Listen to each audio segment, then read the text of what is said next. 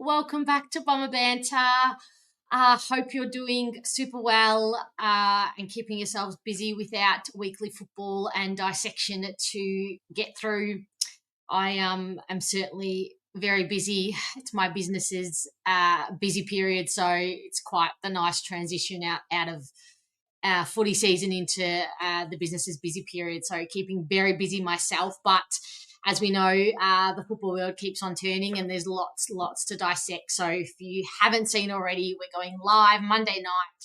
The first to 4 year players are back training Monday. So we'll just add a bit of a training run through into the live and you guys can jump on and talk about all the stuff that's been happening at the club so far. But today's video is going to be centered around the draft.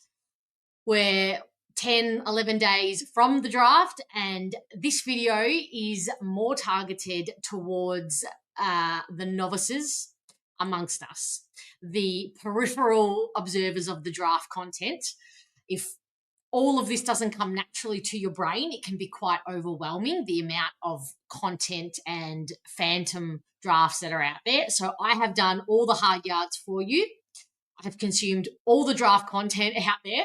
I've studied the billion phantom drafts. I'm seeing these kids in my sleep now. I've spoken to experts.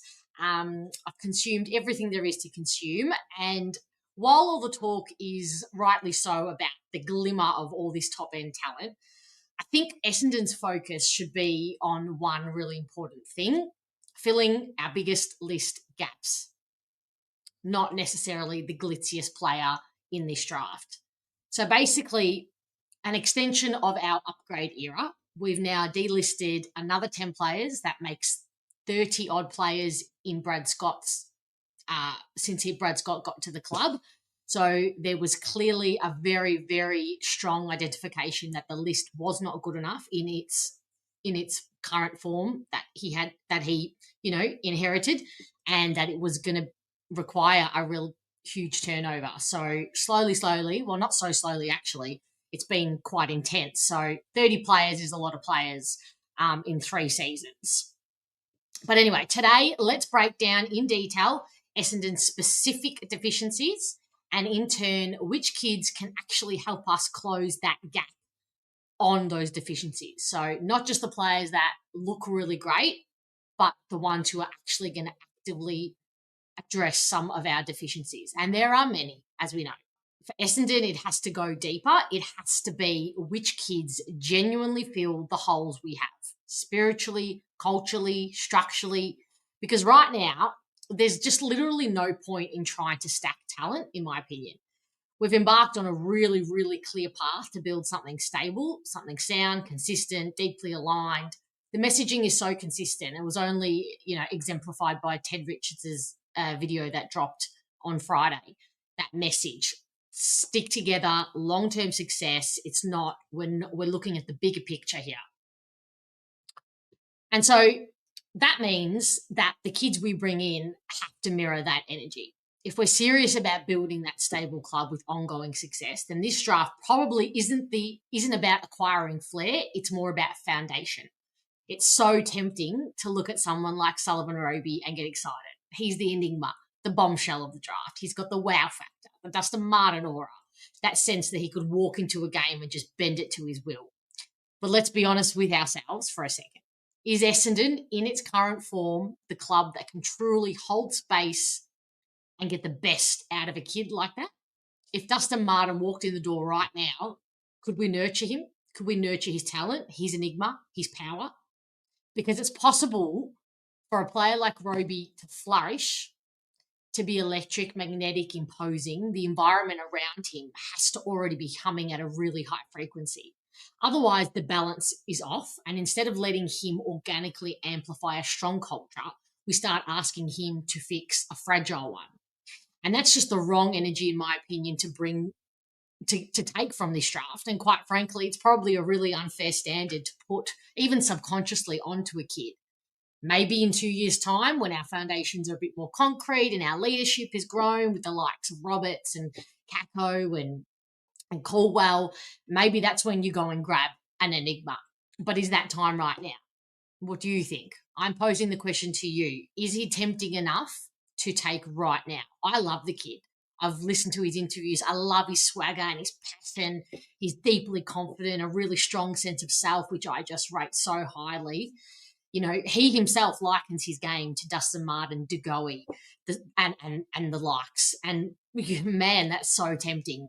But right now, is it possible that what Essendon needs right now, what we must prioritise, are players who embody a bit more stability, clarity, professionalism, guys who bring structure, consistency, work rate consistently, because ultimately that's what we're trying to become.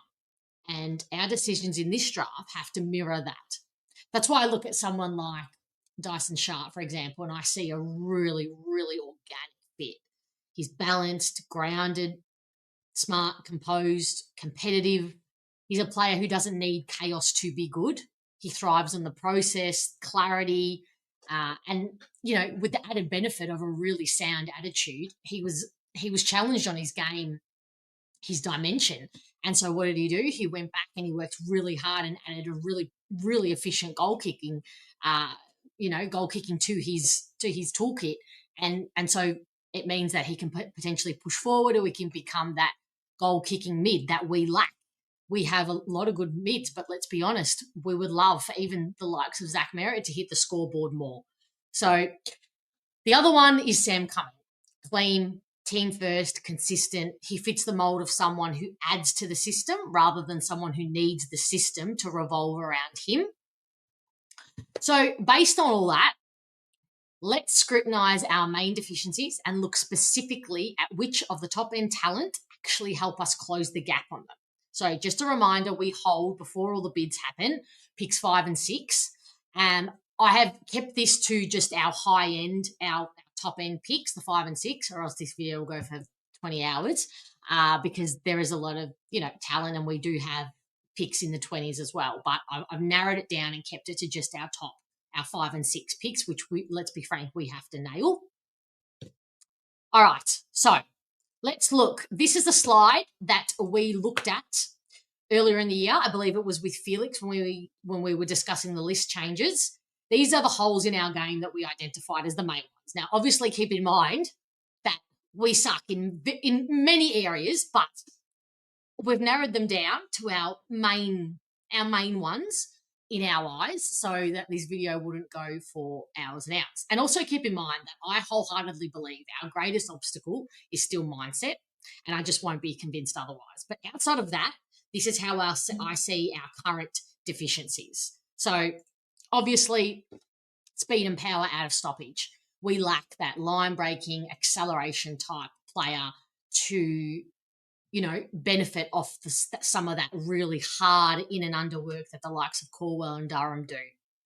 Outside of that, we lack elite foot skills going inside 50 and also coming outside of 50. How many times this year did we see a beautiful link of play, bolting up the ground, perfect, only to then dump kick into the 50, no aerial prowess, no ground level prowess, and then the sails have gone, the air has gone out of our sails and it goes up the other end for a goal.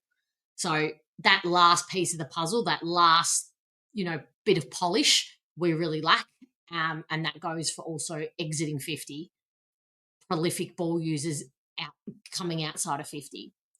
The last bit there is the consistent two-way runners. Now, defensive accountability, obviously, as well. We've added Braden Fiorini, who will help with that. He will mirror Dersma on the other wing in that sense, which is a great step, but it's just not quite enough. We need more of those gut-running, defensive-minded mids so that the counter-attacks from the opposition are not quite so intense.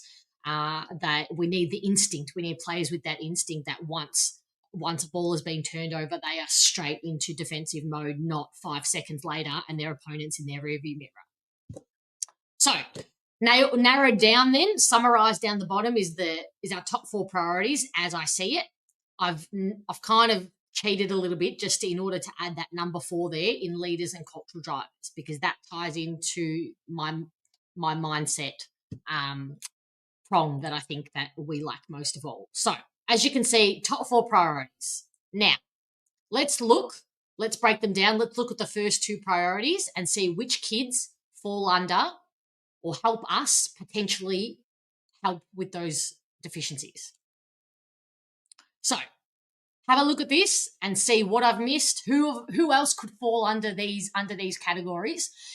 Just to keep it simple, I've kind of based it on the kids who would rate 7, 8, 9 out of 10 in these categories. So our first priority there, the two-way runners, the ones with that endurance, the speed.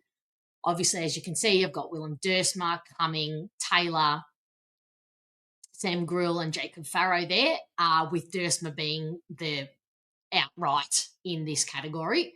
Obviously, Durst's ability to explode from stoppage and break into space is elite. He's more than just that burst player. He can actually sustain his running threat over distances, and that's what makes him such a weapon. He's got a very audacious intent when it comes to kicking and finding options, and that probably makes a lot of people question his ball use. But I just think that's a reflection of how risky he's being with the kicks he takes. So that's not a negative for mine.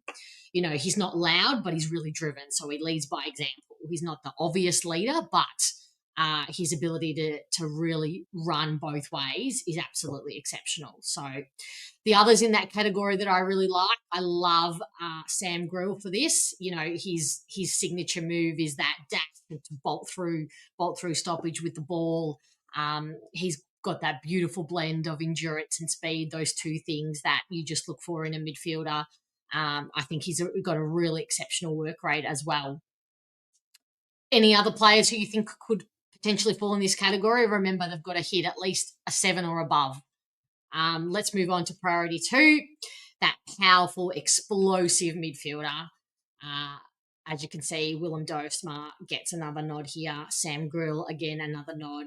However, obviously, as you can see, Sam Cumming, again, another nod. But the outright here for me is Sullivan Robey.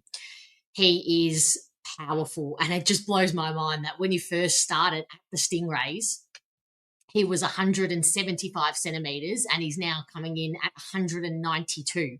So for the quick maths people there, that's an increase of 17 centimetres. He is physically imposing, and he is right to compare himself to the likes of Jordan De Goey. He is exactly in the mould of a Jordan De Goey, a Jake Stringer, Finn Callaghan. He's just elite when it comes to his pure power and explosiveness. Obviously, forward can go into the midfield for those burst hits and really make a difference and be a match winner, let's be honest.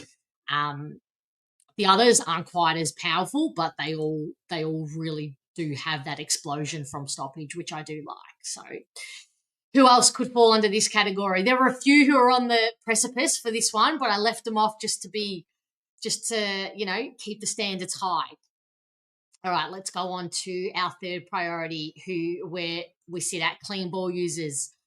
I've got Ollie Greaves, Josh Lindsay, Dyson Sharp, Xavier Taylor, and Jacob Farrow, with the outright being Josh Lindsay. Now, I know he polarises and kind of divides a lot of people because he is one-dimensional when it comes. If you were looking at his deficiencies, one-dimensional would be the thing that comes under his deficiencies. However, when you are so exceptional at what you do you necessarily need highly all-rounded game?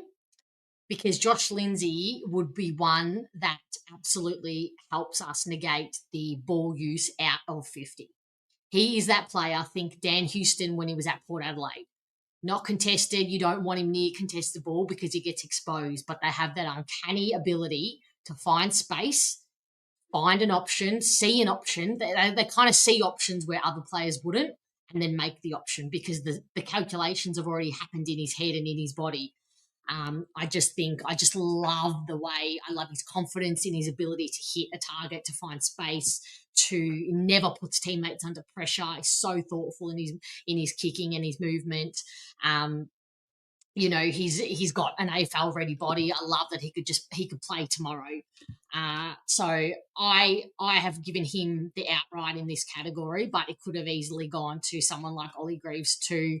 I really like. He's got really precise foot skills, a really nice right boot, and makes meters gained a real weapon for him. Question mark on his work rate. Some people say that's deliberate, but we wait and see. All right, now the big one. Leaders, priority 4, leaders and cultural drivers.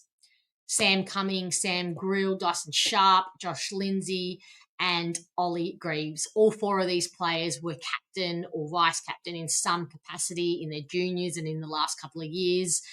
I have given the outright here to Dyson Sharp. I have consumed all of the content and also basing it on the instinct that I get and the energy that I get from him. It is a natural instinct for him to be a leader. He does not even have to try at this. I also was tempted to pop Xavier Taylor in this category, but he just misses out. Again, Dyson Sharp, I think he is a standout here, and I think it could be something that, and a value that really complements our young brigade and the motivation that our young brigade feel in Archie Roberts, and even someone like our young. Oh my God, his name escaped me. Oh my gosh, Angus Clark. Sorry, Clarky. Even he has got a little bit of that, that fire in the belly to really motivate others. And as we can see, he's the first to stick up for a teammate. And I see that in Dyson Sharp too, unafraid at this young age. When you're showing those qualities at such a young age, naturally, I think that absolutely has to come into effect. So, moving on. Now, let's be realistic. No one knows what the future holds. Zach Merritt might not be at the club this time next year. So what does that mean? We could be staring down a future without Zach Merritt. So the question becomes, who's the kid or the potential kid that could one day fill that void? Who in the 2020 draft has the blend of that contested ability, clean footwork, endurance, explosiveness, high standards to help us fill that void, potentially, if need be? Is there one who fits the mold? Well, there is a clear outright for me. Dersma is the outright like for like in this way. He has pretty much, bar maybe one of the ingredients that Zach Merritt has. He probably interchanges that with a couple of his own ways that he's better than Zach Merritt. So in saying that, does that tempt you to make a Godfather offer to the Eagles for Willem Dersma? Because let's be honest, they're taking him at number 1, and that is a foregone conclusion.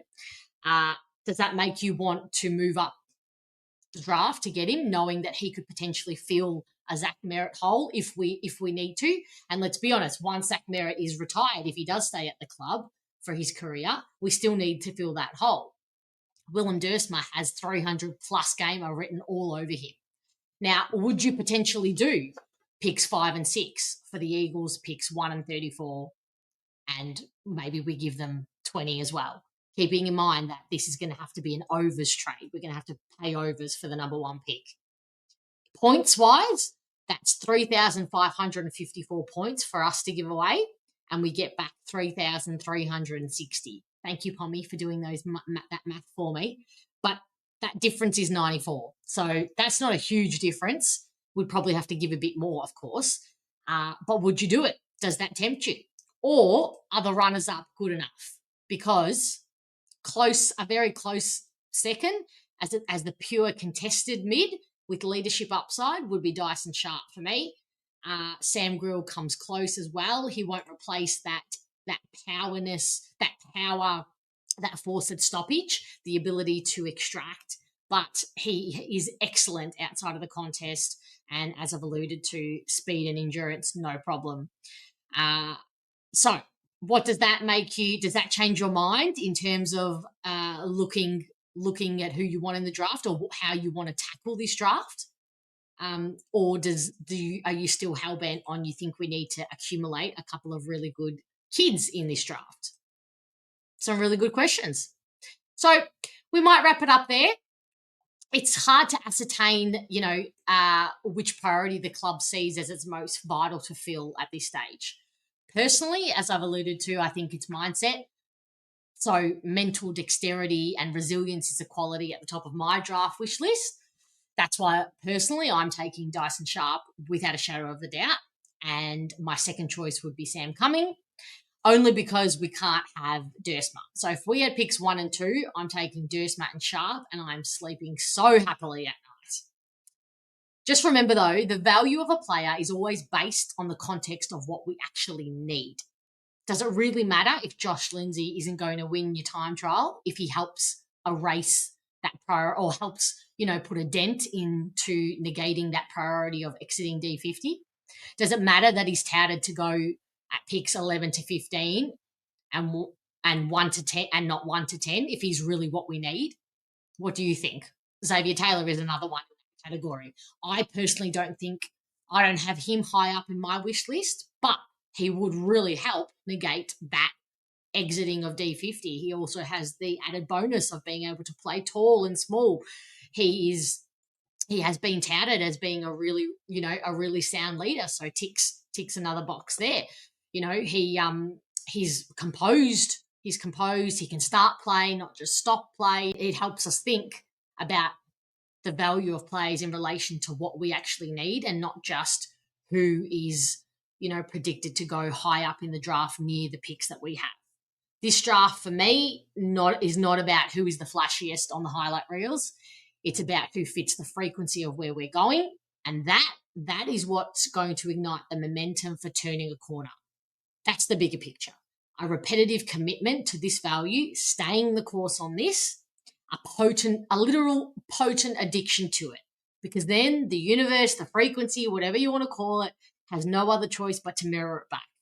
So I'm going to leave you there for today. I hope you enjoyed this breakdown. And if you're someone who has absolutely no idea about the draft or who's in it, I hope this gave you a little bit of clarity.